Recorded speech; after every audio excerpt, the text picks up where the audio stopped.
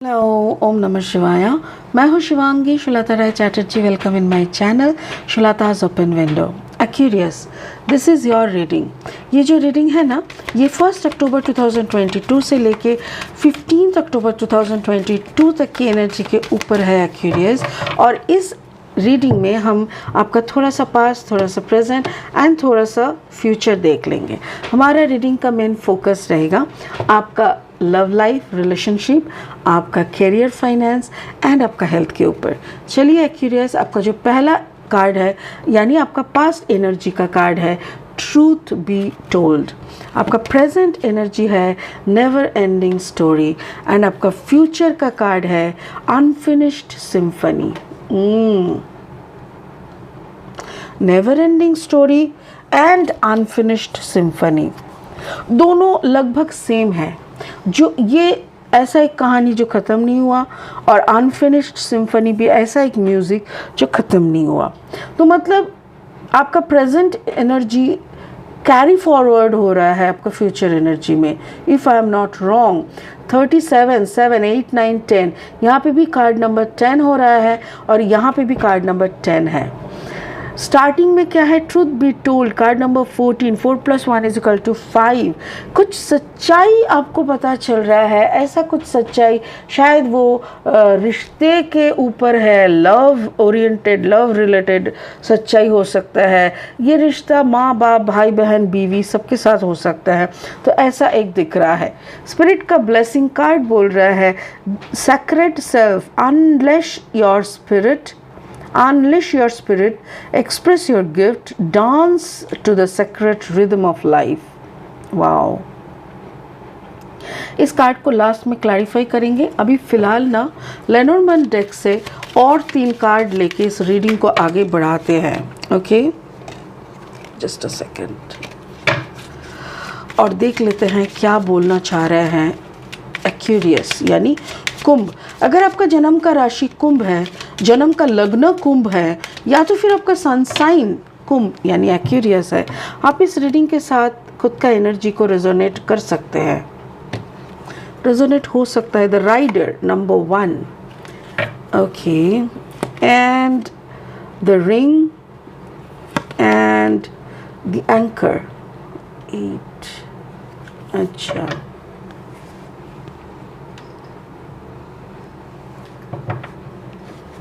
और 3 कार्ड ले लेंगे इस डेक से और फाइनली देख लेंगे कि क्या आ रहे हैं क्यूरियस आपके अक्टूबर महीने की रीडिंग में। ओके, बाय द वे, अगर आप नए हैं मेरी चैनल पे और मुझे सुनते हुए आप एंजॉय कर रहे हो, thank you so much, I really appreciate. Please please please मेरे चैनल को सब्सक्राइब करके बेल आइकन को ज़रूर दबा दीजिएगा ताकि मेरी बनाई हुई कोई भी वीडियो आपसे छूट ना जाए।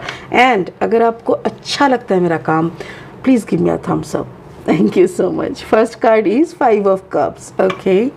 Second card is Knight of Wands. And the third card is Queen of Cups. Okay. देखो, मुझे जो एनर्जी दिख रहा है ना क्यूरियस, ऐसा लग रहा है जैसे रिश्ते को लेके, कहीं ना कहीं पार्टनरशिप को लेके आप काफ़ी दुखी हो, क्योंकि कहीं ना कहीं आपको ना खुद, जैसे खुद की नज़र में कभी कभी हम लोग झुक जाते हैं ना, छोटे पड़ जाते हैं। कहीं ना कहीं फैमिली में कभी कभी होता है, जैसे अगर मेरा पार्टनर सही नहीं है और मैं उस पार्टनर को मनाने का नहीं होता है कि फैमिली को, मेरा फैमिली को भी थोड़ा देखो। बीइंग अ वुमन, देखो आज हम एक वुमन है, राइट। अभी मेरा मम्मी पापा का एज हो रहा है। If my husband is not supporting me कि मैं उन लोगों को, मेरे पेरेंट्स को भी देखभाल करूँ, तो मेरा क्या एक ऑकवर्ड पोजीशन हो जाता है। वैसे ही अगर आप एक आदमी है, आपका बीवी अगर आपको सपोर्ट नहीं करती कि आपका एजेड मम्मी पापा को आप नहीं देख सकते, अपने पास नहीं रख सकते, तो ये सब जब होता है ना, तब आप एक ऑकवर्ड सिचुएशन में पड़ जाते हैं। एक तरफ मम्मी पापा जिन्होंने आपको जन्म दिया, काबिल बनाया, आज इस मुकाम तक पहुंचाया, और एक तरफ अपना बीवी जो हर कदम कदम पे आपका साथ दे रहा है, तो दोनों के बीच में आप पीसने लग जाते हो। बहुत सारी सच्चाई, जिस औरत को अपने पागलों की तरह प्यार करके शादी की है उसकी ऐसे ऐसी रूप आने लगता है सामने। देखो यहाँ पे मर्द या औरत की बात नहीं है। If you are a man then गलत शलत आ रहा है कोई वुमेन के साइड से।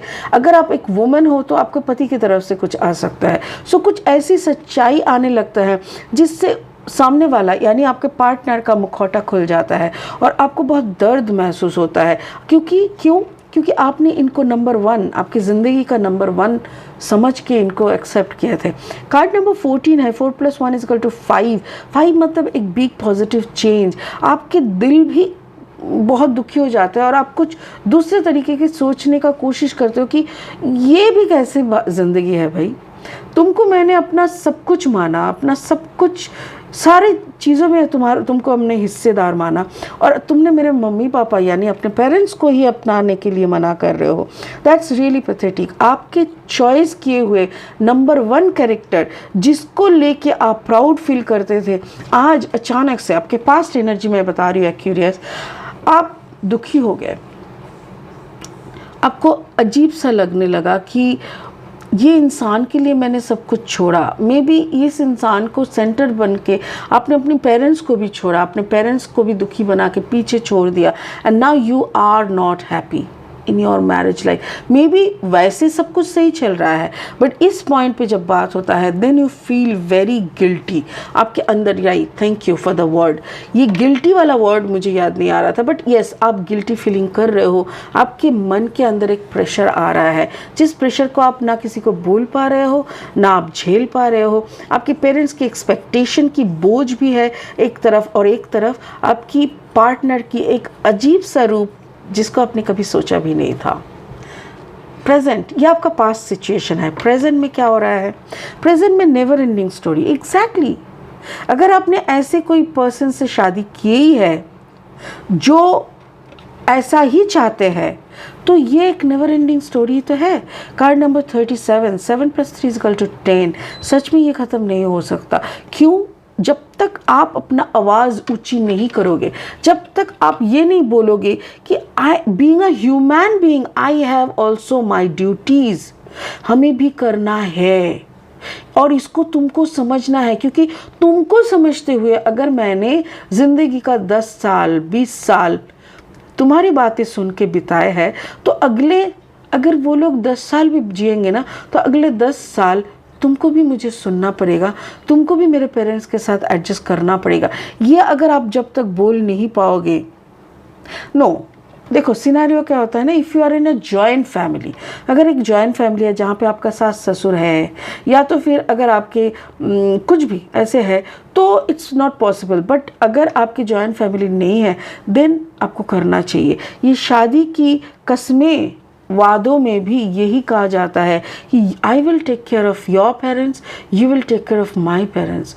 हो सकता है लड़की पढ़ाए धन होती है, बड़ी बड़ी बातें हैं बट आजकल 10 बच्चे तो किसी का होता नहीं है ना, एक ही बच्चा होता है, या तो वो लड़का हो या तो वो लड़की हो। अगर बाप माँ के उम्र में वो एक ही बच्चा जिसको सब कुछ दे के पाल पोस के बड़े किया है वो भी अगर इस बातों में आ जाएंगे कि लड़की पढ़ाए धन होती है, लड़की को तो अभी ससुराल वालों को देखना है, तो कुछ अजीब नहीं है। तो बच्चा ही 4 पैदा करना चाहिए था, 3 लड़का वो लोग ही संभाल लेते हैं। तो यहाँ पे यही है, द रिंग कमिटमेंट भी जैसे है वैसे। और मुझे ऐसा लग रहा है, if I am not wrong, मेरे ख्याल से कोई फायर साइन, अगर एक्यूरियस आपका फायर साइन कॉम्बिनेशन है, जैसे कि अगर आपका कॉम्बिनेशन कुछ ऐसा है कि एक्यूरियस लियो एंड कैंसर, या तो फिर एक्यूरियस लियो एंड पाइसेस, या तो फिर एक्यूरियस आप अपने ही अपना एक्यूरियस है बट कोई आपके ज़िंदगी में आ रहा है। It can be your senior, like आपके पेरेंट्स नहीं, या आपके कोई बड़े भाई बहन हो सकता है, कोई दोस्त हो सकता है, कोई भी हो सकता है जो कि फायर साइन के है, एरीज लियो सैजिटेरियस की है। और ये बंदा आपको आके समझा रहा है कि ये करना चाहिए, दिस इज़ योर ड्यूटी। क्यों ये सिखाना है? क्योंकि देखो आज हम लोग जो भी करेंगे ना, वो कहावत है ना, तुम फसल बोओगे वही तुम उगाओगे। आप धान यानी चावल का कल्टीवेट मतलब क्या कहते हैं एग्रीकल्चर, आपने अगर चावल बोया तो आपको गेहूं नहीं मिलेगा, आपको चावल ही मिलेगा। तो यहाँ पे वही बोल रहा है कि भाई इसको मत कर, इसको इंडल्ज मत कर, खुल के बात कर, ख़त्म कर, नहीं तो ये अनफिनिश्ड ये जो नेवर एंडिंग स्टोरी है ना, ये एक दिन जाके आपका सर का बोझ बन जाएगा। कोई तो आपको समझाने के लिए आगे आ रहे हैं एंड दैट इज़ गुड, क्योंकि समझाना पड़ता है। जो इंसान नहीं समझ पाता है उसको समझाना होता है। अनफिनिश्ड बिजनेस, और मुझे ऐसा लग रहा है आपके फ्यूचर में भी आप इसी दलदल में आप इसी को लेके बात कर रहे हैं, इसी को लेके सोच रहे हो कि कैसे इसको सॉल्व करोगे। एटलीस्ट आप सोच तो रहे हो इसको सॉल्व करने के लिए। और मुझे ऐसा लग रहा है, देखो the anchor card number 35, 5 + 3 5 6 7 8, may be आप अपना फाइनेंशियल अचीवमेंट के लिए ही इस कमिटमेंट में आए थे कि हम अपने पार्टनर के साथ बाहर रहेंगे, ज़्यादा पैसा कमाएंगे, I will provide money but I can't take care of my parents. जैसे टाइम टू टाइम उन लोगों को जो भी लगता है हम तो वो सब नहीं कर पाएंगे, हम पैसा भेज देंगे, बाकी जो भी भाई बहन है वो लोग देख लेंगे। अगर ऐसा है, और अगर तुम्हारा कोई भाई बहन ही नहीं है तब क्या होगा? तो क्या आदमी मतलब नौकर चाकर से काम चलाओगे? अगर ऐसा भी है, आई एम सॉरी, आज कोई प्यार की ऐसा नहीं आ रहा है। मुझे ऐसा लग रहा है जैसे कोई पेरेंट्स की दर्द को आप समझ तो रहे हो बट आप सपोर्ट नहीं कर रहे हो, कर नहीं पा रहे हो physically because of your partner, और इसी के कारण आप दुखी भी हो। आपका प्यार है, आपके पार्टनर के साथ आपका प्यार होते हुए भी आप उस प्यार में खुश नहीं हो, क्योंकि देखो हाथ में तो ऑस्कर मिल गया, मतलब ये जो होता है ना, जो प्राइज़ बेस्ट फिल्म के लिए आपको ऑस्कर तो मिल गया, बट आप कहीं ना कहीं काफ़ी दुखी हो। आपको लग रहा है कि क्या इस ऑस्कर के पीछे कितने लोगों का आंसू भी तो है, हमारे माँ बाप को मैंने देख नहीं पाया, मतलब ऐसा एक दर्द ना आपके ज़िंदगी में रह जाए।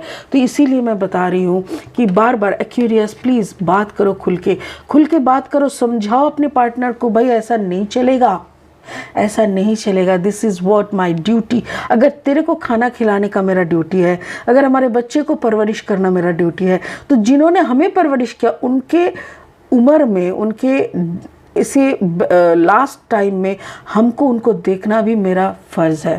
Okay, the secret self, unleash your spirit, express your gifts. आपको बोलना पड़ेगा, आपकी स्पिरिट की तरफ सुनते हुए आपको बोलना पड़ेगा। Dance to the secret rhythm of life. जब तक आप अपनी स्ट्रेंथ को उस स्पिरिचुअल स्ट्रेंथ के साथ एक नहीं कर पाओगे तब तक आप बोल भी नहीं पाओगे। आपके मुंह में जैसे सेलो टेप लगा हुआ है, क्यों?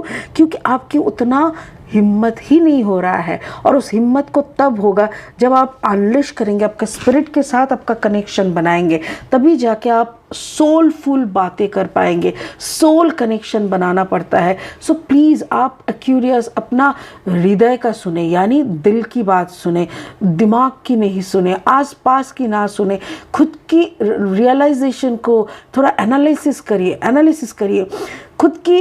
जो रात को अगर आपको नींद ही नहीं आता है, रात को अगर आपको गिल्टी फीलिंग होता है, तो वो गिल्टी फीलिंग कौन लेगा? इस बात को थोड़ा गौर करिएगा। मुझे ऐसा लग रहा है ड्यूटीफुल होना अच्छी बात है, और आप कहीं ना कहीं अंदर ही अंदर ड्यूटीफुल तो है, बट वो आप जुबान तक नहीं ला पा रहे हैं, और उस जुबान तक लाने के लिए आपको थोड़ा सा सोल कनेक्शन की ज़रूरत है, जिसके आपको करना है। सो बी सोलफुल, इतना ही हम बोलेंगे, तभी जाके आप अपनी बातें टेबल पे रख सकेंगे। ठीक है, तो चलिए एक्यूरियस आज के लिए इतना ही, फिर मिलेंगे बहुत जल्दी बहुत सारे एनर्जी वाला रीडिंग लेके। तब तक के लिए खुश रहिए, बात बोलने की कोशिश करिए, अपनी एनर्जी को एनहांस करिए, सोलफुल बातें करिए। God bless you. ओम नमः शिवाय। Thank you so much.